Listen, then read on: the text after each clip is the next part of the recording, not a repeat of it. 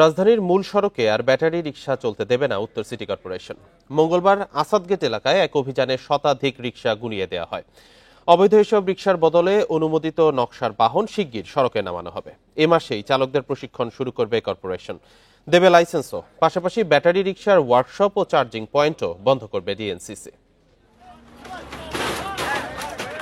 মঙ্গলবার রাজধানীর আসাদগেট এলাকায় এভাবেই ঘুরিয়ে দেওয়া হয় ব্যাটারি চালিত রিকশা। ধানমন্ডি পুরনো ২৭ নম্বর রোড থেকে আসাদগেট পর্যন্ত এই অভিযান চালায় উত্তর সিটি কর্পোরেশন। নির্দেশনা না মানায় শতাধিক রিকশা ভেঙে ফেলা হয়।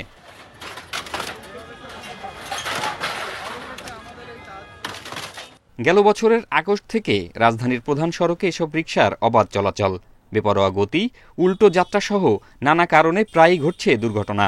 ডিএনসিসি প্রশাসক জানান, চলতি মাসেই চালকদের প্রশিক্ষণ শুরু হবে, দেয়া হবে লাইসেন্সও। নির্ধারিত ভাড়ায় নির্দিষ্ট এলাকায় চলতে পারবে অনুমোদিত নকশার রিকশা।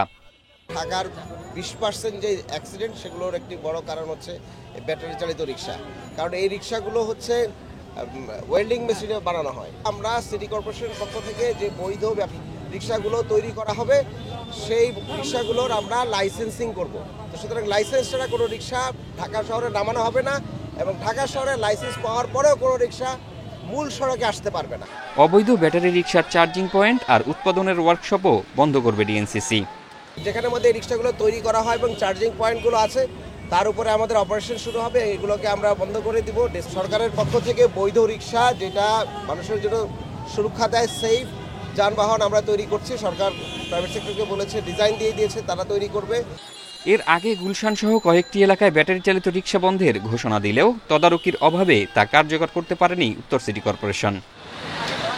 জাহিদুল ইসলাম, ইন্ডিপেন্ডেন্ট নিউজ, ঢাকা।